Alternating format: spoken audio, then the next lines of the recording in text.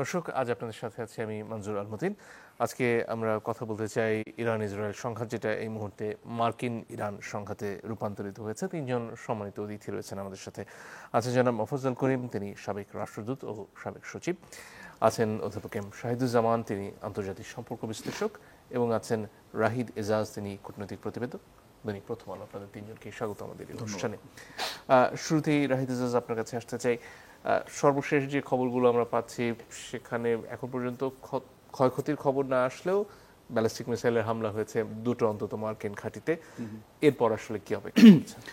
দেখুন, একটু আগে আমরা আলোচনা করছিলাম, আমাদের নিশ্চয় মনে আছে আজকে 23শে জুন, 13ই জুন এই হামলার পর যে ইসরায়েল অতর্কিতে যে হামলাটা চালিয়েছিল প্রায় 200 জঙ্গি বিমান নিয়ে, এবং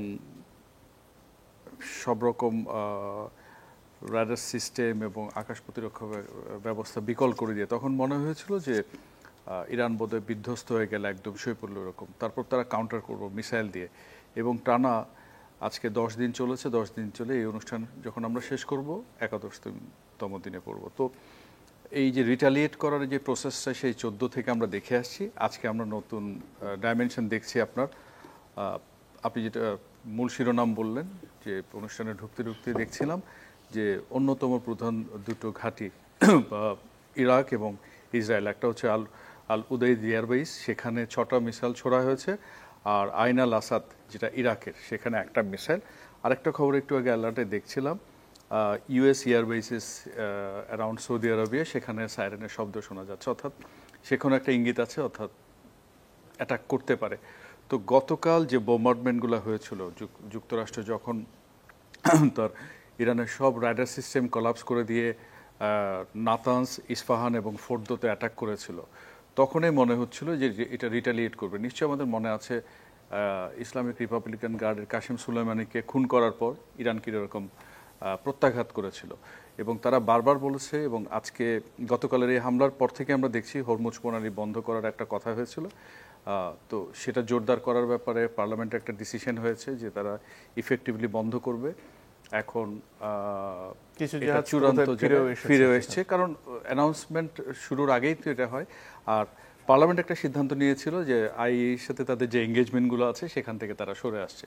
তো তাতে করে মোটামুটি পরিষ্কার এখন এক ধরনের অল আউট ওয়ারের দিকেই ইরান চলে গেছে। এবং সে পরিষ্কার করে বলছে যে অপারেশন বারসাত আল ফাতাহ নামের যে হামলাটা শুরু হয়েছে, সেটা তারা ক্যাটাগরিক্যালি বলছে এই অপারেশনের মূল লক্ষ্য হচ্ছে মার্কিন লক্ষ্যবস্তুতে হামলা করা। এবং আমরা যদি বলি যে মিডল ইস্টের এই যে সংকট, এবং ইরানের সাথে আমি যদি বলি Qatar, Iraq, Saudi Arabia, UAE, Bahrain, Jordan, অনেক দেশে তার ঘাঁটি আছে, এবং ইরান মোটামুটি মোরলেস একা তার সাথে লড়াই করে চলছে। তো সেই জায়গাতে আমরা বিক্ষিপ্তভাবে এই নন স্টেট অ্যাক্টর যেগুলো আছে সেটাও যদি এখানে ছড়িয়ে পড়ে, যেমন ধরুন ইরাকে মিলিশিয়া গোষ্ঠী আছে, অন্যান্য জায়গায় আছে। তো এখন জিনিসটা দেখা যাচ্ছে শুধু স্টেট টু স্টেট থাকবে না, সেটার আরও বিস্তৃতি করতে পারে। এবং আক্ষরিক অর্থে যেটা আপনি বলছেন, হরমুজ প্রণালী যদি বন্ধ হয়ে যায়, যেটা সারা বিশ্বের জ্বালানি প্রবাহের অন্তত 20% সরবরাহ করে, পুরো বিশ্বকে কিন্তু টালমাটাল করে দিবে এই অবস্থাগুলো যদি হয়। আবার এখানে তাদের দ্বিধাদ্বন্দ্ব আছে, এই হরমুজ দিয়ে ইরান তার অন্যতম মিত্রজোট ইরানের তেল রপ্তানি করে থাকে, প্যাসেজ আছে। তো সব মিলিয়ে জিনিসটা কিন্তু সহজ নয়, জিনিসটা বেশ জটিল আছে। এবং আমরা মনে করি যে, আশঙ্কা করি পরিস্থিতিটা আরও খারাপের দিকে যাবে। ডোনাল্ড ট্রাম্প তো বলেছিলেন যে এক্ষেত্রে মার্কিন যুক্তরাষ্ট্র যদি প্রত্যাঘাতের শিকার হয় ইরানের তরফ থেকে, তাহলে তারা আরও অনেক বড় হামলা করবেন। তার কি কোনো সম্ভাবনা দেখছেন? না, সেই সম্ভাবনা, আশঙ্কা তো আছে। আমি একটু আগে যেগুলো বললাম, আমরা যখন গতকাল ভোরের পরে, অর্থাৎ 22শে জুন হামলাটা শুনি, তখন কিন্তু আমাদের এখানে ভোর যে বোম্বার্ডমেন্টটা হয়েছে, এবং বলা হচ্ছে সে এই 3টা পারমাণবিক ক্ষেত্রে আপনার আঘাত এনেছে, কিন্তু তার ওই হামলায় কিন্তু তার অন্তত 120টা জেট নিয়ে সে এই অভিযানটা পরিচালনা করেছে। এখন এক ধরনের অল আউট ওয়ারের ইন্ডিকেশন কিন্তু আমরা পাচ্ছি, যেভাবে যুক্তরাষ্ট্র জড়িয়ে পড়েছে। তো সেই জায়গায় আলোচনার টেবিলে আসা একটা সিজ ফায়ার, সেটার সম্ভাবনাটা খুব, আমার কাছে মনে হচ্ছে এই মুহূর্তে দাঁড়িয়ে খুব কম। ধন্যবাদ। অধ্যাপক শাহিদুজ্জামান, আপনার কাছে আসতে চাই এই পর্যায়ে। এই যে মার্কিন যুক্তরাষ্ট্রের তরফ থেকে, বিশেষত ডোনাল্ড ট্রাম্পের তরফ থেকে আজকেও একটা ইঙ্গিত দেওয়া হচ্ছে যে তারা রেজিম চেঞ্জের কথা অন্তত ইঙ্গিত দিচ্ছেন, ভাবছেন কিনা সেটা সরাসরি বলছেন না, যদিও এর আগে প্রতিরক্ষামন্ত্রী মার্কিন যুক্তরাষ্ট্রের তিনি বলছিলেন যে রেজিম চেঞ্জ তাদের এই অভিযানের উদ্দেশ্য নয়। আসলে এটা কি ইরাকের মতো একটা অবস্থার দিকে এগোচ্ছে? ইরাকের পরিস্থিতিটা একেবারে ভিন্ন প্যারামিটার্স ছিল। আমার মনে হয় না যে ইরাকের দিকে এগুচ্ছে। তবে রেজিম চেঞ্জের ধারণাটা আমার মনে হয় একেবারেই আনরিয়ালিস্টিক। আজকে আমি বিভিন্ন আমেরিকান আলোচকদের মুখেই শুনলাম যে প্রশ্ন হচ্ছে যে আপনি রেজিম চেঞ্জ করতে চান, হ্যাঁ আপনি সুপ্রিম লিডারকে হত্যা করতে পারেন, সে তার শুটিং রেঞ্জে রয়েছে, কিন্তু তাকে হত্যা করবে না। কেননা হত্যা না করে তাকে জীবিত রাখাটাই আমেরিকান ডিপ্লোমেসির জন্য আরও বেশি ইফেক্টিভ হবে, number one. Number two, regime change যদি করতে যায় এরপর কারা আসবে? অনিবার্যভাবে যদি পপুলার কনসেন্টের কথা চিন্তা করেন তাহলে আপনি পাপেট রেজিম ইরানে বসানো অসম্ভব। শাহের সময় যে পাপেট রেজিমের পতন ঘটেছে, তারপর থেকে সেই 1979 থেকে নিয়ে আজ পর্যন্ত ইরানে কিন্তু একেবারেই মানে হয় জাতীয়তাবাদী নেতৃত্ব, না হয় ধর্মভিত্তিক যে নেতৃত্ব, সেটা খুবই কার্যকরভাবে টিকে আছে। ইনফ্যাক্ট রেজিম চেঞ্জের কথা আরও কঠিন হয়ে যায়, কেননা অনেকে মনে করেছিল যে নতুন প্রজন্ম যাদের জন্ম 79-এর ইরানিয়ান রেভলিউশনের পরে হয়েছে, তারা নাকি অনেকটা পশ্চিমা ঘেঁষা, মার্কিন যুক্তরাষ্ট্রের প্রতি ক্ষমাশীল এবং স্বাভাবিক আমেরিকান সম্পর্ক করার ব্যাপারে খুবই আগ্রহী। কিন্তু মেলবোর্ন ইউনিভার্সিটিতে এক ইরানিয়ান ডিসেন্টের এক প্রফেসর, যার সাক্ষাৎকার নেওয়া হচ্ছে আল জাজিরাতে, তিনি সুস্পষ্টভাবে বলে দিয়েছেন যে পুরা ইয়াঙ্গার জেনারেশনের স্বপ্ন ভঙ্গ হয়ে গিয়েছে। তারা নিজের চোখে দেখেছে যে কি অন্যায়ভাবে, একতরফাভাবে ইরানকে জোর করে একটা মানে ধ্বংসের পথে নিয়ে যেতে চেষ্টা করছে ইসরায়েল, এবং আমেরিকান রোলটা যে কত জঘন্য হতে পারে। এবং এইটা বলা হচ্ছে, ইরানিয়ান এই অধ্যাপকের দাবি যে পুরো আপনার ইয়াঙ্গার জেনারেশন এখন ঘুরে দাঁড়িয়েছে। এটা একটা ইরানিয়ান জাতিরই সত্তা যে পৃথিবীর প্রাচীনতম সভ্যতা পারস্য সভ্যতা, এবং সেটা সেই মহাভারতের যুগের চেয়েও বলা হয় যে আরও পুরনো, সেই সভ্যতার ধারাবাহিকতা চলে এসছে। এবং আজকে জাতি রাষ্ট্রের ধারণায় ইরান সবচেয়ে পুষ্ট, সবচেয়ে সমৃদ্ধ জাতিরাষ্ট্র, যা কখনো পরাজয় মেনে নেয়নি, পরাভূত হয়নি। এবং এই জাতি তারা রেজিম চেঞ্জের ধারণার কাছে কখনো সাবমিসিভ হবে না। ভয়টা হচ্ছে যে আমার ভাই যেটা বললেন যে এই ইরানের যে প্রচণ্ড জাতীয়তা বোধ, সেখানে তারা কি পারবে এটা চালিয়ে যেতে? কেননা তাদের যে লঞ্চার্সের কথাই যদি চিন্তা করি, যা অ্যাবসলিউটলি এসেনশিয়াল আপনার হাইপারসনিক মিসাইলস বলেন, বিভিন্ন মিসাইলসগুলোকে ফায়ার করতে, মিসাইল প্রযুক্তি ক্রমাগত উন্নত হচ্ছে। এখন একমাত্র ইসরায়েলের টার্গেটস হচ্ছে ক্রমাগত এখন আপনার মিলিটারি সাইটসগুলো অ্যাটাক করা। আজকে সকালেও শুনলাম ইসরায়েল নাকি দক্ষিণ পূর্ব ইরানে সামরিক ঘাঁটিতে আক্রমণ করেছে, এবং এটা তেহরান থেকেই বলা হচ্ছে যে টার্গেট করা হয়েছে। এই প্রেক্ষাপটে ইরানের যদি যুদ্ধ চালিয়ে যেতে হয়, তাহলে তাকে ব্যাপকভাবে রাশিয়া ও চীন থেকে অস্ত্র সরবরাহ থাকতে হবে, এবং সেটা যদি থাকে তাহলে রেজিম চেঞ্জের ধারণা আরও অবাস্তব, আরও এবং আমেরিকান, আমার মনে হয় স্টেট ডিপার্টমেন্টের থেকে যতটুকু জানি, তারা স্পষ্ট ইরানকে জানিয়ে দিয়েছে যে তারা ইরানের সাথে রেজিম চেঞ্জের পথে যাবে না। তারা চাচ্ছে ইরান সারেন্ডার করুক, আলোচনায় বসুক। মার্কিন পররাষ্ট্র দপ্তর বা মার্কিন রাষ্ট্রপতির কথার কি খুব একটা বিশ্বাসযোগ্যতা থাকছে? কারণ 2 সপ্তাহের কথা বলে 3 দিনের আগেই তো তিনি হামলা করে বসলেন। মোটেও না। এবং এটা যে বিশ্বাসযোগ্য না যে আমেরিকান প্রেসিডেন্ট যখন দাঁড়িয়ে সুপারলেটিভ ল্যাঙ্গুয়েজে বলেন, তার পেছনে দাঁড়ানো আপনি যদি ভাইস প্রেসিডেন্টের বডি ল্যাঙ্গুয়েজ দেখেন, অত্যন্ত নৈরাশ্যজনক, চোখে গভীর দুশ্চিন্তা। এবং আমার মনে হয়েছে বারবার যখন তাকে দেখি, মনে হয় হে ভগবান, তুমি আমাকে কোথায় এনে ফেলে দিলে? আমার ধর্ম, আমার বিশ্বাস, আমার সততা সব এই লোকটার জন্য আমাকে এবং এর পাশাপাশি যখন পেন্টাগনের ব্রিফিং হচ্ছিল সেখানে ডিফেন্স সেক্রেটারি যে ভাষায় কথা বললেন তারপরে জেনারেলের বক্তব্য কিন্তু ভিন্ন। তারকে যখন প্রশ্ন করা হলো যে আসলে কি ক্ষতি হয়েছে তারা বলছেন আমরা এখনো জানি না। এটাও আরেকটা ব্যাপার যে এই গ্যাপটা আজকের দিনটা আর কালকের দিনটা আমার মনে হয় যাচ্ছে স্টক টেকিংয়েই বেশি, যে আসলে এই ডিস্ট্রাকশনের মাত্রা কত দূর। আজকেই প্রথম আমেরিকানরা প্রমাণ হিসাবে ছবি দিল ওই যে আগে ও পরে। এটা সাধারণত আগেকার যুদ্ধগুলায় প্রথমেই কিন্তু ওরা এই ইয়েটা দিয়ে দেয় যে স্যাটেলাইটে এই ইমেজগুলো এরকম আসছে। এখন এটা যে দিচ্ছে ওই ছবি দেখলে কিন্তু কিছুই বোঝা যায় না। আপনি কিভাবে বুঝবেন যে এই যে বাংকার বাস্টার্সগুলো এগুলো আজকে নাকি সেকেন্ড টাইম ইউজ করা হয়েছে, এবং এটা আমেরিকার ইরানের যে নিউক্লিয়ার রিঅ্যাক্টরসগুলো এত গভীরে যে বাংকার বাস্টার্সগুলোকে 3 বার বম্ব করতে হবে, 200 ফিট 200 ফিট 200 ফিট। কিন্তু তারপরেও কোনো যে ক্ষতি হয়েছে তার কোনো প্রমাণ নেই, কেননা ওয়াইড স্প্রেড এটা ছড়িয়ে গিয়েছে যে অনেক আগেই ইরান তার এনরিচড ইউরেনিয়ামের সমস্ত স্টক সরিয়ে নিয়ে গিয়েছে। এবং এটা আমি জানি না তা প্রযুক্তিগত ব্যাখ্যা কি, যে আপনি এত রিঅ্যাক্টর থেকে কি এনরিচড ইউরেনিয়াম আলাদা করা যায়, কিংবা আলাদা করতে পারলেও সেটা তো 90% ওয়েপন গ্রেডে পৌঁছায়নি তখনও। তাহলে 60% ইউরেনিয়াম গ্রেড নিয়ে গেলে তার মানে কি এর ফলে আণবিক অস্ত্রায়নের সম্ভাবনা একদম শেষ হয়ে গেল?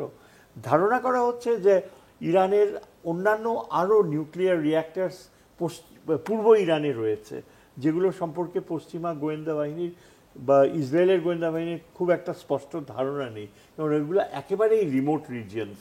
ওইখানে পাকিস্তানের বালুচিস্তান আর আফগানিস্তানের সাথে বর্ডারিং রিজিয়নটা, সেইখানটার ব্যাপারে নাকি শোনা যাচ্ছে যে পারভেজ এই প্রেসিডেন্ট পাকিস্তানের ফিল্ড মার্শালকে ডেকে নিয়ে যে শর্তগুলো দেয়া হয়েছে তার মধ্যে একটা শর্ত হয়েছে যে ওইখান থেকে আমাদেরকে অপারেট করা বা পাকিস্তান থেকে অপারেট করা সেই সুযোগ দিতে হবে।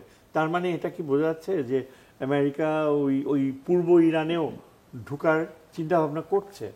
সুতরাং পুরো ব্যাপারটা কিন্তু এখনো মানে ঠিক বলতে গেলে একটা ক্লিয়ার পিকচার আসেনি যে ইরানের ক্ষতির মাত্রা কোন পর্যায়ে, যে তারা আর আরেকটা শেষ বলছি আমি যে ইরানের ফরেন মিনিস্টার তো রাশিয়াতে গিয়েছে, সেখানে একটা গুরুত্বপূর্ণ সিদ্ধান্ত হবে। রাশিয়া কি চাইবে যে ইরান যুদ্ধটা কন্টিনিউ করুক? আমার ধারণা হচ্ছে রাশিয়া সেটা চাইবে। রাশিয়া চায় যে আমেরিকা যেন মধ্যপ্রাচ্যে ক্লিয়ার মনোপলি যেন না থাকে। আজকে যদি এই ইসরায়েল পার পেয়ে যায় তাহলে আবার আমেরিকার কর্তৃত্ব মধ্যপ্রাচ্যে হবে। রাশিয়া অলরেডি সিরিয়াতে তার বেস হারিয়েছে, এবং এই দিক থেকে আমার মনে হয় সে চাইবে। আমার মনে হয় সে ইরানকে যথেষ্ট হয়তো দিবে, এবং যদি হাইপারসনিক মিসাইলস দেয়, যদি আরও অস্ত্রশস্ত্র দেয়। আরেকটা কথা, চীনের সাথে সরাসরি নাকি রেল লাইন রয়েছে ইরানের সেন্ট্রাল এশিয়া হয়ে, এবং চীনের তো জাহাজ একটা এসছে। চীন প্লেন লোডস কি পাঠিয়েছে জানি না, তবে প্লেনসগুলো যখন ইরানে ঢুকে তখন ওই চায়না ওদের প্লেনের ট্রান্সপন্ডার্স বন্ধ করে দিয়েছে যাতে কোথায় ল্যান্ড করবে ইসরায়েল ধরতে না পারে। তবে ট্রেন লাইনটা যদি সত্যি সত্যি কার্যকর হয়ে থাকে তাহলে আমার মনে হয় চীন থেকে প্রচুর অস্ত্র সরবরাহ করা হচ্ছে। জি, ধন্যবাদ। মিস্টার মাহফুজুল করিম, আপনার কাছে পর্যায়ে আসতে চাই। চীন এবং রাশিয়ার প্রসঙ্গ এরই মধ্যে আসলো। অনেকে তাদের কাছ থেকে এর আগে হয়তো আরও কঠোর ভূমিকা প্রত্যাশা করেছিলেন, কিন্তু এখন পর্যন্ত তারা কিছু বিবৃতির বাইরে তেমন কোনো পদক্ষেপ দৃশ্যত নেই, যদি না এই অস্ত্র এসে থাকে তাদের কাছ থেকে।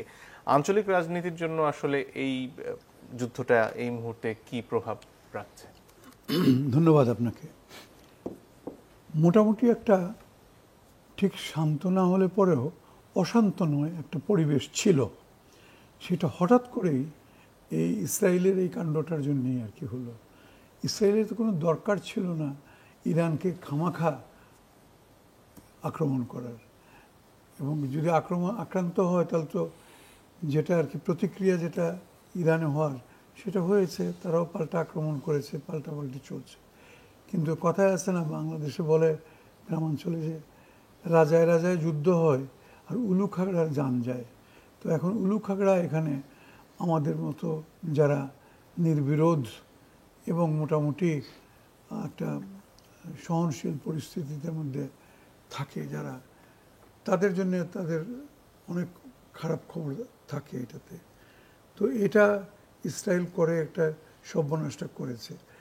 This should have been nipped in the bud, যদি সময় মতো যদি বিগ পাওয়ারগুলো যদি রেসপন্ড করতো। কিন্তু লক্ষ্য করে দেখবেন এখানে এই যে ইসরায়েল যে কাণ্ডটা ঘটালো, ইসরায়েলই তো ঘটালো। At the end of the day যদি এটার যদি চুলচেরা হিসাব হতে হলো কী জন্যে কার জন্যে হলো, ইসরায়েলি কাঠ গড়াতে থাকবে, ইসরায়েলের কারণে হয়েছে এটা। যদি তখনই যদি এটা বিগ পাওয়ারগুলো অন্তত পক্ষে যদি সময়োচিত যদি রেসপন্ড করতো আর কি, তাহলে বোধহয় এখন ক্রমশ যে পরিস্থিতি অবনতির দিকে যাচ্ছে এটা হতো না। আমাদের দৃষ্টিকোণ থেকে আমাদের মতো যারা ক্ষুদ্র শক্তি, আমরা তো আর বৃহৎ শক্তি না, ক্ষুদ্র শক্তি, এবং আমরা সবসময় একটা নির্বিরোধ পরিস্থিতি আমরা আশা করব এবং আশা করব যাতে করে শান্তি শৃঙ্খলা বজায় থাকে, কিন্তু তা হচ্ছে না। তো এখনও আমি মনে করি এই আমাদের যে অবস্থান, এখানে থেকে আমরা শুধু শান্তির জন্য আমরা স্লোগানই দিতে পারি, এর বেশি তো কিছু করার আমাদের নাই। তবে হ্যাঁ, বিশ্ব জনমত বলে একটা কথা আছে, বিশ্ব জনমতের কাছ থেকে এখন পর্যন্ত তেমন কিছুই আমরা শুনি নাই, কোনো আওয়াজও উঠে নাই কি জন্যে? বিশ্ব জনমতই বলুন আর যে কোনো সুন্দর করে এটা যেভাবেই বলুন না কেন, আসল at the end of the day আসল কথা হচ্ছে গিয়ে মার্কিন যুক্তরাষ্ট্র কি বলে এবং অন্যান্য পরাশক্তিগুলা কি বলে। তো অন্যান্য পরাশক্তির মধ্যেও কিন্তু যুদ্ধ থামানোর জন্যে বা এটাকে নিন্দা জানানোর জন্য কোনো রকমের সাড়া শব্দ নাই। মার্কিন যুক্তরাষ্ট্রের পাশে তো যুক্তরাজ্য, ফ্রান্স এবং জার্মানি খুব স্পষ্টভাবেই তাদের অবস্থান একরকম নিয়েছে। হ্যাঁ, তো সেই জন্যেই ওনারা যদি অন্তত যুক্তরাজ্য বা ফ্রান্সের মতো দেশ যদি ইয়ে করতো, যদি প্রতিক্রিয়া দেখাতো এবং এটাকে যদি কোনো, তাও তো করলো না। আশ্চর্যের বিষয়, যেখানেই যুদ্ধ সেখানেই তো প্রতিবাদ করা উচিত, প্রতিবাদ না করা অন্তত পক্ষে এটাকে সমর্থনযোগ্য না। কিন্তু এদের ভূমিকাটা আমার কাছে খুব একটা ভালো ঠেকছে না, চুপ করে আছে। কেন চুপ করে থাকবে? এখন যদি এটা যদি বিশ্বযুদ্ধের দিকে যদি পরিণতি হয়, এভাবে চলে তো হবেই, টুডে ওর টুমরো এটা হতে বাধ্য। তো সেই জন্যে পরিস্থিতি খুবই ঘোলাটে আমার মতে, এবং স্টিল দের ইজ টাইম, এখনও সময় আছে এটাকে থামানোর জন্যে।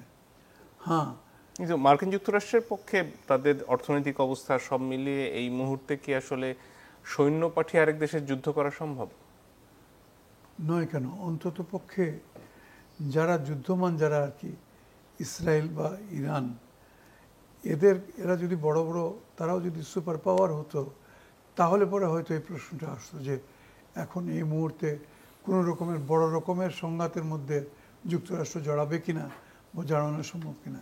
কিন্তু যেহেতু অপেক্ষাকৃত দুর্বল এদের তুলনায়, পরাশক্তিগুলোর তুলনায় দুইটা দেশের মধ্যে, অতএব এখানে নিশ্চয়ই আমার মনে হয় করবে।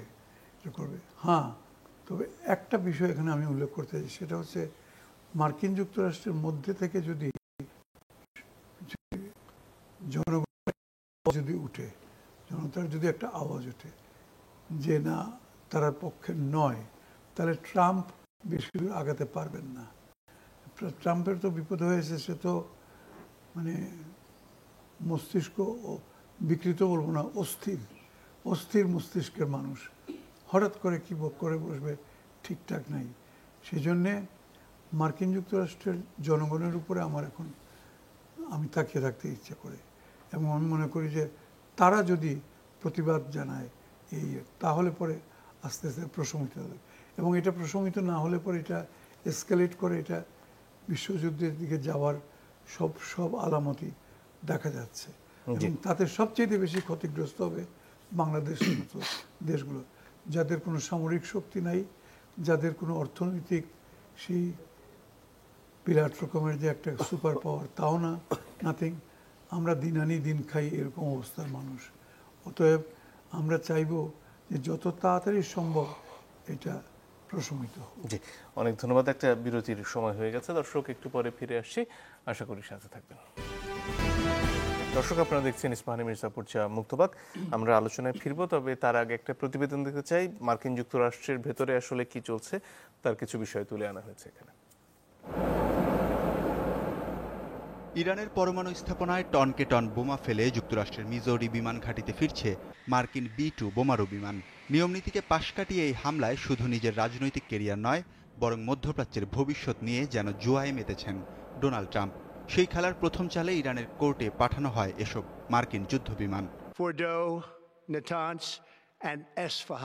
বিশ্লেষকরা বলছেন, যদি এই সংঘাতে শেষ পর্যন্ত হাসিল হয় মার্কিন স্বার্থ, তবে চূর্ণ হবে 40 বছর ধরে পশ্চিমাদের চোখে চোখ রেখে কথা বলার ইরানি দম্ভ। ইরানের ক্ষমতায় পড়তে পারে মার্কিন হস্তক্ষেপ। এতে ক্ষমতার পরবর্তী 3 বছরে বিশ্বে ভয়ের রাজত্ব কায়েম করতে পারেন ডোনাল্ড ট্রাম্প, যার সরাসরি সুবিধা ভোগ করবে অন্যতম মিত্র ইসরায়েল।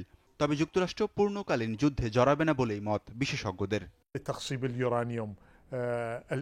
প্রকাশ্যে এই যুদ্ধে জড়াবে না ওয়াশিংটন। আপনি এটিকে একটি বিশেষ অভিযান হিসেবে দেখতে পারেন। ঠিক যেভাবে ওসামা বিন লাদেন এবং কাসেম সোলাইমানিকে হত্যা করেছে যুক্তরাষ্ট্র, ইরানের পারমাণবিক স্থাপনায় হামলা তেমন কিছুই। ওয়াশিংটন টানা সংঘাতে নাম না লেখানোর আরেকটি কারণ ইরানের সাথে চীন রাশিয়ার সখ্যতা। এরই মধ্যে তেহরানকে পারমাণবিক স্থাপনা টিকিয়ে রাখতে সহায়তার আশ্বাস দিয়েছে মস্কো। ডোনাল্ড ট্রাম্পের আচমকা হামলা প্রতিশোধ উন্মুক্ত ইরান মধ্যপ্রাচ্যে মার্কিন মিত্রদের ওপর হামলা চালায় কিনা সে আশঙ্কাও আছে অনেকের, বিশেষ করে যাদের দেশে মার্কিন ঘাঁটি ও সেনা উপস্থিতি আছে। তবে কিছু বিশেষজ্ঞ বলছেন, এমন পদক্ষেপ নাও নিতে পারে ইরান। বেশিরভাগ আঞ্চলিক দেশ ইরানের উপর হামলার নিন্দা জানিয়েছে, তাই উপসাগরীয় অঞ্চলে অবস্থিত আমেরিকান ঘাঁটিতে হয়তো আক্রমণ করবে না তেহরান। কেননা যুক্তরাষ্ট্র যে হামলা চালিয়েছে তাতে কোনো ঘাঁটি সহায়তা নেয়নি তারা।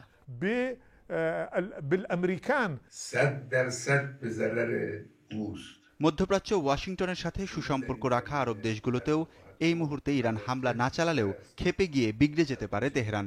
পরমাণু চুক্তি আলোচনা থেকে সরে এসে চালিয়ে যেতে পারে নিজেদের কর্মসূচি। সেক্ষেত্রে লেবানন, ইরাক, ইয়েমেনের মতো দেশগুলোর সমর্থন আদায় খুব একটা কঠিন হবে না ইরানের জন্য। এই বিশ্লেষণ অবশ্যই এর মধ্যে ভুল প্রমাণ হয়েছে। রাহিদ ইজাজ, আপনার কাছে ফিরে আসতে চাই। এই মুহূর্তে মার্কিন যুক্তরাষ্ট্রের পাল্টা হামলার ধরন কি হতে পারে, এবং সেখান থেকে আসলে ইসরায়েল তো আজকেও তাদের মতো করে হামলা চালিয়ে যাচ্ছে, সেটার বিস্তৃতি আসলে কতটুকু হতে পারে? না, একটা তো আপনাদের রিপোর্টে যেটা দেখাচ্ছিলেন এবং যেটা বললেন যে অনেকটা জুয়ার বাজির মতো তিনি করলেন কিনা, বা এক ধরনের ভয় সংস্কৃতি দেখানো কিনা। আমি শুরু থেকে বলে আসছিলাম, দেখুন যখন 13ই জুন হামলাটা চালানো হয়, সাইমultaneously কতগুলো ঘটনা ঘটেছে। আপনার ট্রাম্প বলছেন যে সে নেগোসিয়েশনের ডেডলাইন মিস করলো, IAEA বলল যে ইরান কমপ্লাই করে নেই যেটা সে চুক্তি করেছিল, এবং তার মধ্যে এই হামলাটা হলো। অর্থাৎ আমি বলতে চাইছি যে এটা খুব সিনক্রোনাইজ ওয়েতে হয়েছে।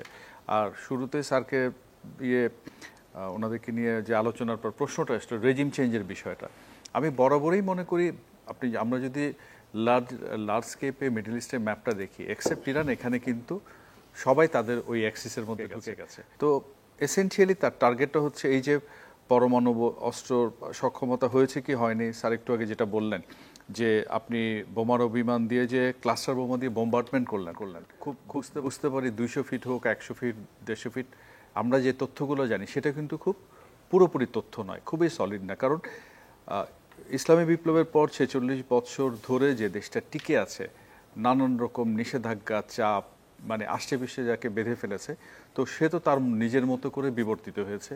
এই গত 11 দিনের ঘটনায় এটা কিন্তু প্রমাণিত। এবং আল জাজিরার একটা রিপোর্ট আমি দেখছিলাম, না আপনার ফর্দো, ইস্পাহান এবং নাতানজে যে অ্যাটাকটা হয়েছে, তারা বলছে অবকাঠামোগত ক্ষতি হয়েছে, কিন্তু রিঅ্যাক্টরগুলো, ইউরেনিয়াম, এগুলো কোথায় আছে এটার কোনো প্রমাণ নাই। তার মানে তেজস্ক্রিয়তা ছড়ায়নি সেখানে। ইনিশিয়ালি সেটা 24 ঘন্টা বা 30 ঘন্টা হয়ে গেছে, তাতে প্রমাণিত হলো সেটা এক্সপ্লোর করেনি। তার মানে, এবং আমি ইনার একটা নিউজ দেখছিলাম, সেখানে বলা হচ্ছিল একজন ডেপুটি ডাইরেক্টর একটা ব্রিফিংয়ে যে তারা জিনিসপত্রগুলো সেখান থেকে সরিয়ে নিয়েছিল, অর্থাৎ তারাও একটা আঁচ করছিল। তো এখন আপনি বিস্তৃতির কথা যদি বলেন, নিউ ইয়র্ক টাইমসের একটা খবর দেখছিলাম, সেখানে বলা হচ্ছে যে উদয় এয়ারবেজে হামলার আগে কিন্তু আপনার ইরান অ্যালার্ট করেছিল কাতারকে যে সে হামলা করতে যাচ্ছে, এটা একটা সিম্বলিক অ্যাটাক। তো যুক্তরাষ্ট্র হামলা করেছে, সে তার হামলার জবাব দিয়েছে, যেটা সে ইসরায়েলের সাথে করেছিল। আরেকটা ঘটনা বোধহয় স্যার আমরা এখানে উল্লেখ করতেই পারি, যখন বোমারু বিমান দিয়ে অ্যাটাক করে, সাইমultaneously ইসরায়েলও এর সাথে সাথে কিন্তু অ্যাটাকগুলো করেছে। যে ওইটা অ্যাটাক করলো, যে তারা আরেক দফা, আপনি যেটা বললেন না যে 200 ফিট নিচে 250 ফিট নিচে একসাথে গিয়ে করা, কারণ কেউ তো জানে না। যেমন আমরা আয়রন ডোমের কথা জানি, আমরা আয়রন ডোমটা এক ধরনের মিথ ছিল যে তেল আবিবের আয়রন ডোমকে কেউ হিট করতে পারে, কিন্তু ইরান হিট করে সেটা দেখিয়েছে যে তার সে সক্ষমতা আছে। কাজে এই যে হামলা, পাল্টা হামলা, সব মিলিয়ে আমি মনে করি কি এক ধরনের মিথ এবং রিয়েলিটি কিছুটা আমাদের কাছে স্পষ্ট হয়েছে ইরান নিয়ে, ইসরায়েল নিয়ে। যে আমি মনে করতাম হয়তো আমি বলতে আমরা মনে করতাম কিছু কি বলবো নন স্টেট অ্যাক্টর, জঙ্গি, তারা মিলে জিনিসটা করবে, কিন্তু ইরান যে নিজেরা এর মধ্য দিয়ে প্রস্তুত হয়ে গেছে এবং তার যে ব্যালিস্টিক মিসাইলগুলো দিয়ে তার যে ডিফেন্সের ক্যাপাসিটি, সেটাই তার এখন বড় ডিটারেন্ট, বড় উইপেন হয়ে গেছে। তো এটা তো এরই মধ্যে প্রমাণিত। এখন একটু আগে যে প্রসঙ্গটা এসেছিল, পাকিস্তানের চিফ অফ জেনারেল আসিম মুনির কেন সেখানে গেছেন, বা পাকিস্তান হয়ে তারা সেই অ্যাটাকটা করতে পারে কিনা। এবং আজকে পাকিস্তান ন্যাশনাল সিকিউরিটি কাউন্সিলের একটা মিটিংয়ে হয়েছিল, যে নিশ্চয়ই সেখানে আলোচনা হয়েছে ইরান ইসরায়েল হামলার প্রেক্ষিতে তার অন্যতম প্রধান মিত্র যুক্তরাষ্ট্র যে অনুরোধ করেছে বা যে আলোচনাগুলো আমরা শুনছি, সেটা নিয়ে কোনো ধরনের আলোচনা আছে। অর্থাৎ যুক্তরাষ্ট্র কিন্তু এই একটা হামলা করে থেমে থাকবে এমনটা ভাবার কোনো কারণ নেই। এবং আমরা ওইটার পরে গত 20 ঘন্টা অ্যারাউন্ড যদি দেখি, নেগোসিয়েশনের কথাবার্তা কিন্তু খুব কম দেখছি, বরঞ্চ একের পর এক যে হামলাগুলো হচ্ছে, পদক্ষেপগুলো হচ্ছে, সেটা পরিস্থিতি খারাপ হওয়ার দিকেই যাচ্ছে। তো এই যখন অবস্থা, এবং আপনি শুরুতেই বোধহয় যখন আলোচনার সূত্রপাত করে বলছিলেন 2 সপ্তাহ ডেডলাইন নিয়ে, যেটা গতকালও এক আলোচনায় বলছিলাম, যেখানে মোরালিটির তো কোনো প্রশ্ন নেই। আমরা ধরেই বসেছিলাম যে ট্রাম্প 2 সপ্তাহ বলেছেন, যে ওই 2 সপ্তাহ শেষ দিনে বা আগে ভাগে, কিন্তু ওইটাও একটা ট্রিক্স। এবং তখন আমরা জানি যে সবাইকে তাহলে সে বোকা বানালো। তাদের মধ্যে নেতানিয়াহু এবং ডোনাল্ড ট্রাম্পের মধ্যে অনবরত টেলিফোন কনভারসেশন হয়েছে। সিচুয়েশন রুমে বসার আগে সে অন্যান্য প্রস্তুতিগুলো নিয়েছে, জেনারেলস এবং অন্যদের সাথে বসে। তো সে একবার হামলা করে বসে থাকবে এমনটা ভাবার কোনো কারণ নেই। এই জন্য আমি মনে করবি সে অল আউট আরও কিছু অ্যাকশনে যেতে পারে। আর ইরান যদি সত্যিকার অর্থে মিন করে, যে অ্যালার্ট করে এই ধরনের হামলা চালায়, তাতে বুঝতে হবে তারও নিশ্চয়ই সেই প্রস্তুতি আছে। সে যেই নতুন অপারেশনের কথা বলছে এবং US target in the middle east, তাহলে সেও তার মতো করে আরও বড়সড় হামলা চালাবে বলে আমরা বিশ্বাস করি। এবং আমি এটাও মনে করি শেষ পর্যন্ত পুরোটাই হোক ছিল পারমাণবিক অস্ত্র, আলটিমেট তার টার্গেট হচ্ছে যে রেজিমটা চেঞ্জ করে দেওয়া। কিন্তু রেজিম চেঞ্জ করা আদৌ সফল হবে কিনা, সেটা বিরাট একটা প্রশ্ন।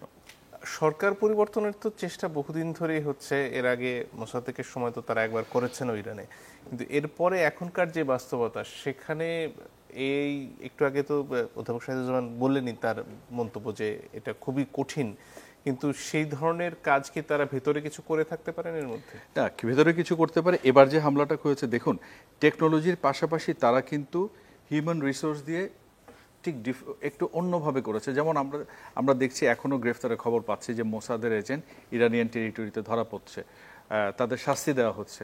তো তার মানে তো তারা ইনফিলট্রেট করে ইরানের টেরিটরিতে গেছে এবং গিয়ে তারা কাজটা করেছে। আর ইরান ইসলামী বিপ্লবের পর 46 বছর একা লড়াই করতে করতে এই জায়গায় আছে। প্রক্সি যে সে করেনি তা তো নয়, সে তো আফগানিস্তানে প্রক্সি করেছে। আইএস বিরোধী অ্যালায়েন্সে সে আমেরিকার সঙ্গে ছিল, ওইখানে তারা প্যাক ছিল। তো কাজেই এইভাবেই ইরান ইভলভ হয়েছে। আর যে কথাটা আপনি বলছেন যে এটা সম্ভব কিনা, সম্ভব কি সম্ভব না সেটা তো বড় কথা না। আমি যেটা আপনাকে বলতে চাইছি যে মিথ এবং রিয়ালিটি যে কি, হয়তো ইসরায়েলও কিছুটা হিসাব বা অঙ্ক করতে। আমরা যে ট্রাম্পের কথা বলছি জুয়া, ইসরায়েলও তাহলে এক ধরনের জুয়া খেলেছে। এখানে ছোট্ট একটা কথা বলে আমি শেষ করি। দেখুন, শুরুতে আমরা যখন কাশেম সুলাইমানিকে খুন করা হয়, ধারণা করা হয়েছিল কাশেম সুলাইমানি যে ধরনের পার্সোনালিটি, যে তার তিরোধানের পর ইসলামিক রিপাবলিকান গার্ড নেতৃত্বহীন হবে কিনা, শূন্য হবে কিনা, কিন্তু সেটা হয়নি। তো এবারও ইসলামিক রিপাবলিকান গার্ডের অন্তত টপ লেভেলের চিফ সহ 6 জনকে তারা খুন করে ফেলে। তারপরে সায়েন্টিস্টদের তারা মারে ওই দিনেই, এরপর আরও অনেককে তারা হত্যা করেছে। কিন্তু এই স্ট্রাকচারগুলো এমনভাবে করা, তো এই স্ট্রাকচার ভেঙে ঢোকাটা ডিফিকাল্ট। আর রিপাবলিকান গার্ডকে শুধু এলিট ফোর্স না দেখে আমাদের কিন্তু এই পরিসরে ভাবা উচিত লার্জার ইরানিয়ান ল্যান্ডস্কেপ, তারপরে সেন্ট্রাল এশিয়ান স্টেট এবং আরব গালফ আরব হার্টল্যান্ডের মধ্যে যে 52 থেকে 54% শিয়া পপুলেশন, সেখানের ফরেন পলিসি কিন্তু ডিকটেট করে এই ইসলামিক রিপাবলিকান গার্ড। সে রিসার্চ, ডেভেলপমেন্ট, অ্যাপ্রুভাল সব কিছুর সাথে মানে ইরানের ফরেন পলিসির এই পার্টটাতে যুক্ত থাকে ইসলামিক রিপাবলিকান গার্ড। এটা হচ্ছে একটা শক্তি। আরেকটা শক্তি হচ্ছে তার পারমাণবিক সক্ষমতা। তো তারা ঠিক টার্গেট করেই তো গেছে যে এই দুটা স্ট্রাকচারে তারা ভেঙে দিবে। এখন সেটা পারলো কি পারলো না, এই যে হিসাব নিকাশ আরও একটু আগে বললেন, আমিও বলছি, আমরা চারজনেই একমত যে ইরানের আসলে কি আছে আমরা জানি না। আরেকটা জিনিস যেমন জানি না, হতাহতের কোনো খবর কিন্তু আমরা ঠিকমতো পাচ্ছি না। এবং মেইন স্ট্রিম মিডিয়ার পাশাপাশি আমরা যদি বলি অল্টারনেটিভ মিডিয়া বা নিউ মিডিয়া, এরকম অনেক কিছু তো পাচ্ছি, যেটা আপনি আমি দেখছি, ভয়েস দেখতে পাচ্ছি, ভিডিও দেখতে পাচ্ছি। তো কাজেই আমরা যে যুদ্ধের মাঠের যে চিত্রটা পাই সেটা পুরো ছবি না, অনেকগুলো পাজেল, হয়তো বেশ কিছু পাজেল এখনো মিসিং আছে। তো কাজে কি ঘটতে যাচ্ছে খুব রিয়েল টাইমে জানাটা ডিফিকাল্ট। জি, ধন্যবাদ। অধ্যাপক শাহিদুজ্জামান, আপনার কাছে আসি। মার্কিন যুক্তরাষ্ট্রের ভেতরে এই যুদ্ধ নিয়ে বেশ বিতর্ক চলছে, কিছু কিছু প্রতিবাদও দেখা যাচ্ছে। ডেমোক্রেটরা তো স্পষ্টভাবেই অনেকে এর বিরুদ্ধে বলছেন, রিপাবলিকান শিবিরেও এ নিয়ে মতবিরোধ রয়েছে। সেটা কি ডোনাল্ড ট্রাম্পের জন্য সমস্যা হয়ে উঠতে পারে? নিশ্চয়ই। ডোনাল্ড ট্রাম্প যদি একজন স্বাভাবিক মানুষ হতো, তিনি যদি প্রাতিষ্ঠানিক কাঠামোগুলোর প্রতি শ্রদ্ধাশীল থাকতো, তাহলে তো অবশ্যই এটাকে সমস্যা হিসেবেই তিনি দেখতেন। কিন্তু আসলে রিয়েল লাইফে তিনি তা মানছেন না, দেখছেন না। তার যে মনস্তত্ত্ব, আমার মনে হয় যে এই যে প্রেসিডেন্ট হবার আগের সময়টায় তাকে আমেরিকান জুডিশিয়াল প্রসেস যেভাবে তাকে এক্সপোজ করে দিয়েছে, যেভাবে তাকে একটা জাজ বলেছে তোমাকে আমি লাথি মেরে বের করে দিব এখান থেকে, এগুলো সবই কিন্তু তার মনে গেঁথে রয়েছে। সে আমেরিকার প্রতিষ্ঠানগুলোর প্রতি প্রচণ্ড ঘৃণাবোধ পোষণ করে এবং সে একা হলেও সে দেখাবে এক্সিকিউটিভ পাওয়ারকে সে কতদূর নিতে পারে। একটা জিনিস দেখেন, এটা কিন্তু আমেরিকান কনস্টিটিউশনে বাধ্যতামূলক না হলেও অনেকটা ম্যান্ডেটরি হিসেবেই ধরে নেয় যে ওয়ার অ্যাক্ট, আপনি যুদ্ধ ঘোষণা করতে গেলে কংগ্রেসের অ্যাপ্রুভেল লাগবে। স্পেশালি যুদ্ধটা যদি আগে থেকে প্রেডিক্ট করা যায়, আকস্মিকতা হলে আপনি পরে রিপোর্ট করে মাপ পেয়ে যাবেন। কিন্তু এই যুদ্ধটা যে বাঁধিয়েছে অনেক আগে থেকেই জানা যেত। স্বাভাবিক প্রক্রিয়ায় তাকে এটা কংগ্রেসে প্লেস করা উচিত ছিল। সেখানে ডেমোক্রেটসরা, রিপাবলিকানরা চুলচেরা বিশ্লেষণ করে তারাই নির্ধারণ করে দিবে যে এই যুদ্ধে আমেরিকা জড়াবে কি না। আমেরিকান কনস্টিটিউশন কিন্তু সেটাই দাবি করে। কিন্তু এখনও তাকে বলা হচ্ছে কংগ্রেসে, এমনকি রিপাবলিকানরাও কংগ্রেস থেকে বলছে যে you have to get the consent of the Congress. Trump এর ধারে কাছেও যায় না, এর সম্পর্কে কিছুই বলে না। সে কংগ্রেসকে পুরো আইসোলেট করে রাখছে। এবং এটা কিন্তু সে বলেছে, এই যখন প্রথমবার ঘোষণা দেয় যে তোরা ইয়েতে সে ধ্বংস করে দিয়েছে, তখন বলছে there is more to come, আরও আসবে, আরও আমরা আঘাত করব। সেটা সে নিশ্চয়ই বলতে চেয়েছে যে যদি ইরান কোনোভাবে পাল্টা আমেরিকান কোনো ঘাঁটিতে আঘাত করে, কিংবা ইসরায়েল বা নেতানিয়াহু যদি প্রেসিডেন্ট ট্রাম্পকে ব্যক্তিগতভাবে প্রচণ্ড চাপ দেয় আবেগপ্রবণভাবে, তখন ট্রাম্প এগিয়ে আসবে তার প্রযুক্তিগত সামর্থ্য ব্যবহার করে ইরানের সমস্ত লঞ্চিং প্যাডগুলো ধ্বংস করে দিতে। এখন ধরে নেওয়া হচ্ছে যে 50% মাত্র লঞ্চিং প্যাড আছে। আমার ধারণা হচ্ছে এই যে দেখেন এখানে এই যুদ্ধটা এর বৈচিত্র্য হচ্ছে এখানে যে গভীর ক্ষত সৃষ্টি করা হয়েছে প্রত্যেকটা স্টেজে। রাশিয়ার সাথে যে আজকে দেখা করছে ইরানের পররাষ্ট্রমন্ত্রী, আমি ভদ্রলোককে দেখলাম, তার অভিব্যক্তিগুলো তিনি খুবই সুন্দরভাবে তুলে ধরে, সাধারণ ভাষায় এবং কার্যকরভাবে তিনি ইরানের গ্রিভান্সগুলো ইংরেজি ভাষায় খুব সুন্দর করে তুলে ধরেন, তার মধ্যে আড়ষ্টতা নেই। আমার ধারণা তিনি টার্কিতে গিয়েছেন, টার্কিতে এরদোগানের কিন্তু ভাষার তীক্ষ্ণতা বৃদ্ধি পাচ্ছে আগের চেয়ে। আগে চুপ করে থাকতেন, এই টার্কিশ ইরানের ফরেন মিনিস্টার যাওয়ার পর এরদোগান কিন্তু মুখ খুলতে শুরু করছে। এখন পুতিনের সাথে যদি দেখা করে এই ভদ্রলোক, আমার ধারণা রাশিয়ান জাতিও কিন্তু অনেক পুরনো জাতি। পুরনো মানে এই অর্থে যে প্রচণ্ড একটা ডিটারমিন জাতি, নাইলে এত বিশাল জায়গা তারা কি রক্ষা করতে পারে পৃথিবীর শ্রেষ্ঠ তাদের ভূমি।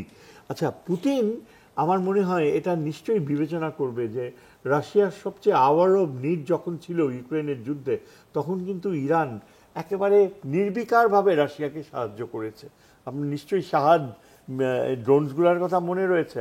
আমরা শুধু ড্রোনসগুলোর কথাই জানি, কিন্তু এছাড়াও ইরান কিন্তু প্রচুর স্পেয়ার পার্টস তৈরি করে দিয়েছে। রাশিয়া যে এত তাড়াতাড়ি মিসাইল প্রোডাকশন বাড়াতে পেরেছে, তার পেছনে নর্থ কোরিয়া ছিল, আর ধরা হয় যে ইরান সত্যিকার অর্থে সহযোগিতা করেছে। এবং এই সাহায্যের মূল একটা কারণ ছিল যে ওই যে চেচিনদের নেতৃত্ব এবং মুসলমান রাশিয়ানসরা পুরাপুরি যুদ্ধে লিপ্ত ছিল। পুতিনের যদি কৃতজ্ঞতা বোধ থাকতে হয় কারো কাছে, সেটা হচ্ছে রাশিয়ান মুসলমান জাতিরা। এরা পুরোপুরি আপনার রাশিয়ার পক্ষে কাজ করেছে, তাদের প্রভাবে ইরানও কিন্তু পাশে দাঁড়িয়েছে। আজকে কৃতজ্ঞতা পরিশোধ করার সময় রাশিয়ার। এবং আমার মনে হয় যে রাশিয়ান জাতির ইতিহাস যদি আমরা দেখি, সেই বলশিভিক রেভলিউশন থেকে বিভিন্ন স্টেজে তারা কিন্তু প্রচন্ড আবেগপ্রবণ জাতি। এই যে দেখেন কমিউনিজমটা ছেড়ে দিয়ে, কিন্তু ইউক্রেন যুদ্ধের যে অবস্থা, সেখানে রাশিয়ার আসলে ইরানকে সাহায্য করার মতন অবস্থা কি আছে? এটা পশ্চিমা বিশেষজ্ঞরা কিন্তু তাচ্ছিল্য করে। আমার ধারণা যে আছে। রাশিয়া এখন খুব বেশি ইউক্রেনকে আঘাত করতে হচ্ছে না, রাশিয়া মাঝে মাঝে ইউক্রেনকে আঘাত করে। কিন্তু রাশিয়ার যে ওয়ার প্রোডাকশন প্রক্রিয়া, যেটা একটা ওয়ার্স্ট সময়টা পার করে তাদের ওয়ার প্রোডাকশন এখন প্রচণ্ড গতি অর্জন করেছে। রাশিয়ান জাতি কিন্তু তারা এই প্রয়োজনের সময় প্রচণ্ড জীবনদান করতে পারে, আবার প্রোডাকশানে 24 ঘন্টা কাজ করার মতো তাদের। আমার ধারণা যে রাশিয়া এই ভিজিটের পরে ব্যাপকভাবে হাইপারসনিক মিসাইলস দিবে। ইরান যদি একটা স্টেডি সাপ্লাই পায় রাশিয়ার কাছ থেকে, তাইলে, আর রাশিয়ার তো স্বার্থ আছে, রাশিয়া তো কোনোভাবেই চাইবে না যে ইসরায়েল এখানে ইরানকে ধ্বংস করে মধ্যপ্রাচ্যে যদি মনোপলি অফ পাওয়ার এস্টাবলিশ করে, তার মানে এটা তো আমেরিকার পাওয়ার। রাশিয়া কি চাইবে যে আমেরিকা তার চেয়ে বেশি চীন তো বলছে যে আমাদের আর্টারি হচ্ছে, রক্ত ধমনী হচ্ছে ইরানের ভিতর থেকে সৌদি আরবেরও কিন্তু ভবিষ্যৎ তেলের সাপ্লাই চীনে যাবে, তারা ইরানের ভিতর থেকে পাঠাবে। ইরানের যে গ্যাস ফিল্ডগুলো রয়েছে সমুদ্রে, সেখান থেকে যাবে। আর সবচেয়ে বড় কথা হচ্ছে ট্রেন লাইন বিল্ড আপ করে ফেলছে, এবং চাইনিজ প্লেনও আসতেছে। এই দুইটা শক্তি, রাশিয়া আর চায়না, দুটাই প্রাচীন সভ্যতা, দুটোই কিন্তু জাতিরাষ্ট্র হিসাবে অত্যন্ত সার্থক, ইন দ্য সেন্স যে তাদেরকে কেউ দখল করতে পারে নাই। এরা চাইবে স্বাধীন ইরানকে সবচেয়ে আস্তে কম শব্দ করবে। আমেরিকা তো সব কিছু মাধ্যমে প্রচার করে। আমার ধারণা রাশিয়া চুপ। যেটা একবার আমি আমার সাবজেক্টে আমরা বলি যে আপনার জর্জ কেনান, যাকে বলা হয় পলিসি অফ কন্টেনমেন্টের ফাদার, হ্যাঁ, জর্জ কেনান, তিনি প্রবক্তা এই স্নায়ুযুদ্ধের, যে রাশিয়াকে সারাউন্ড করতে হবে 1948 সালে। এই জর্জ কেনান এখনও মৃত্যুবরণ করেনি। জর্জ কেনান বারবার আমেরিকাকে সাবধান করছে যে রাশিয়াকে তোমরা don't try to show off your পাওয়ার, তোমরা নীরবে রাশিয়াকে কন্টেইন করো। আজকে আমার ধারণা যে রাশিয়ার চীন মিলে নীরবে আমেরিকাকে প্রতিহত করবে, কোনোভাবেই ইউনিপোলারিটি তারা প্রশ্রয় দেবে না। ইরান এমন একটা জাতি যে মরতে প্রস্তুত, যুদ্ধ করতে প্রস্তুত, তাদের প্রচুর মেধা রয়েছে, তাদের নলেজ বেস, ইনোভেট করতে পারে। রাশিয়ার চীন যদি তাদেরকে ঠিকমতো, আমার তো মনে হয় যে এরকম সুযোগ ইসরায়েলকে মাটির সাথে মিশিয়ে দেয়া, এরকম সুযোগ আর হয়তো যদি এখন না পারে আর কখনো পারবে। জি, ধন্যবাদ। অ্যাম্বাসেডর মাহফুজুল করিম, আপনার কাছে ফিরে আসি। আপনি বলছিলেন যে ছোট দেশগুলোর আসলে কি করণীয় রয়েছে। একটা সময় নন অ্যালাইড মুভমেন্ট বিশ্বব্যাপী এক ধরনের প্রভাব রাখতে পেরেছিল। এই মুহূর্তে জাতিসংঘে বিতর্ক প্রচুর হচ্ছে, কিন্তু সেখান থেকে সমাধান বা ইরানের মতন দেশ যখন আক্রান্ত হয় তাদেরকে রক্ষা করার মতন খুব একটা পদক্ষেপ দেখা যাচ্ছে না এই মুহূর্তে। তাহলে কি অন্যান্য যেসব দেশ যুদ্ধ চাচ্ছে না, তাদের একসাথে হওয়ার কোনো সুযোগ দেখেন আপনি, নাকি এই যে বিভিন্ন দলে ভাগ হয়ে দেশগুলো নিজেদের একরকম রক্ষা করার চেষ্টা চালিয়ে যাচ্ছে, সেটাই একমাত্র রাস্তা? দেখুন, প্রফেসর সাদুজ্জামান শেষ কথাটা যেটা বললেন, যে এখন যে পরিস্থিতি দাঁড়িয়েছে, এটা আস্তে আস্তে ধীরে ধীরে এটা স্পষ্ট হয়ে আসছে যে একেবারে অসম শক্তি প্রদর্শন নয়, মোটামুটি একটা ব্যালেন্স অফ পাওয়ারের মধ্যে চলে আসছে। কীরকম, এই যে রাশিয়া এবং চায়না এদের যে প্রতিক্রিয়াটা, যেটা আর কি আমি বলবো এটা একটা যুদ্ধকে এসকেলেট করার জন্য না, যুদ্ধ থামানোর জন্য একটা শুভ লক্ষণ। অর্থাৎ এটাকে নিশ্চয়ই খুব একটা উড়িয়ে দেওয়ার মতো কোনো ব্যাপার মনে করবে না ওই আপনার যারা যুদ্ধ বাঁধিয়েছে ইসরায়েল, এমনকি আমেরিকাও এটাকে গণনার মধ্যে নিতে বাধ্য। এবং এটা একটা শুভ লক্ষণ যে বোধ হয় তাহলে পরে আস্তে আস্তে থামবে। আচ্ছা, এখন কথা হচ্ছে আপনার আমাদের মতো দেশগুলো যেগুলো আর কি, আমরা তো we are always at the receiving end. আমরা fall out of the war কী হয় সেটা নিয়ে আমরা বেশি চিন্তিত, এবং সেই দুশ্চিন্তা আমাদের অবশ্যই দিনে দিনে বাড়বে যদি যুদ্ধ দ্রুত যদি এটার অবসান না হয়। তো সেখানে আমরা দেখতে পাচ্ছি যে এখন পর্যন্ত ওআইসি নামক যে সংস্থাটি রয়েছে মুসলমানদের, তাদের ভূমিকা কোনো কালে গত এত বছর যাবৎ তাদের অস্তিত্ব কিন্তু খুব একটা প্রশংসনীয় কোনো ভূমিকা কোনো সময় দেখা যায় নাই। আমার আপত্তিটা সেখানেই। তাহলে ওআইসি কি শুধু নামমাত্র একটা সংগঠন যেখানে খালি সাইনবোর্ড লাগিয়ে বসে থাকবে? ওআইসির তো কোনো রকমের এই গত কয়েকদিন যাবত এই যে 13 তারিখ থেকে তো বোধহয় এটা শুরু হলো, তাই না? এই কদিনের মধ্যে তেমন উল্লেখযোগ্য, গত 10-12 দিনের মধ্যে উল্লেখযোগ্য কোনো কিছুই লক্ষ্য করা গেল না।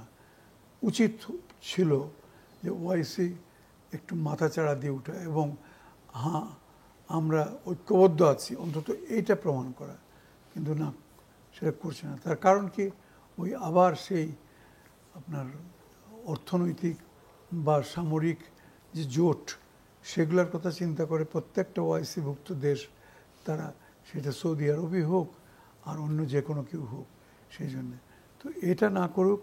অন্তত রাশিয়া এবং চায়না অবশ্যই, যেটা প্রফেসর শাহাদুজ্জামান সাহেব, আমি সম্পূর্ণ একমত যে রাশিয়া এবং চায়নার যদি এটাতে একটু ভূমিকা যেটা শুরু হয়েছে এটা যদি প্রতীয়মান হয়, এটা যদি দৃশ্যমান হয়, তাহলে পরে সুখবর হলো যে আমার ধারণা আর বোধহয় যুদ্ধ আর বেশি বাড়বে না, আস্তে এখানে থামতে বাধ্য।